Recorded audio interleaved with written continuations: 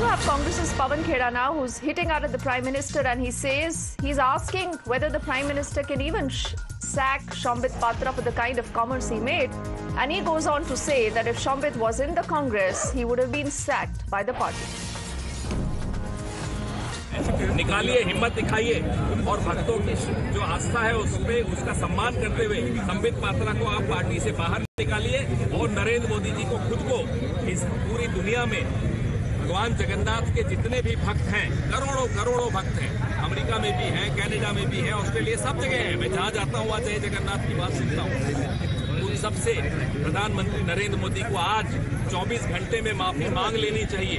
यही हम सबके लिए अच्छा होगा, इस सृष्टि के लिए अच्छा होगा, क्योंकि सृष्टि में जो आस्था है उससे बड़ा और कोई मुझे नहीं लगता आभूषण हमारे पास है। उसका अपमान करने का हक किसी को नहीं।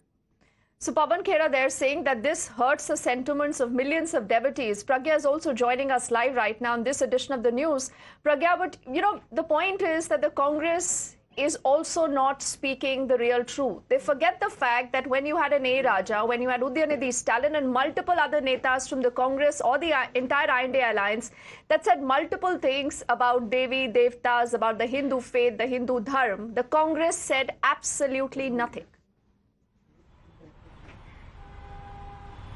Well, it seems that there is a politics of convenience, and this is very selective outrage that they are doing right now, is what BJP believes and what other people also believe. When it comes to Mr. Mallikarjun Kharge saying that our Shiva will contest against BJP's Ram in a reference to their own candidate Shiv Kumar Daharia in Chhattisgarh, there was obviously an insult to Sanatan as well at that time. Now Nana Patole himself has spoken against saffron clothes, but we have to also reflect the point that when they spoke about Shankaracharyas, 4 Shankaracharyas, they always said that if we come to power, these 4 Shankaracharyas will come back to Ram Mandir and will follow every religious protocol that was not followed by the BJP. Now all these Shankaracharyas also wear saffron clothes. So how come Yogi Adityanath's saffron clothes become different from these Shankaracharyas' saffron clothes? When it comes to Sanatan, when it comes to politics of Hindu religion, yes, Congress always attain double standards. In fact, if you look at the Rahul Gandhi's temple runs, the kind of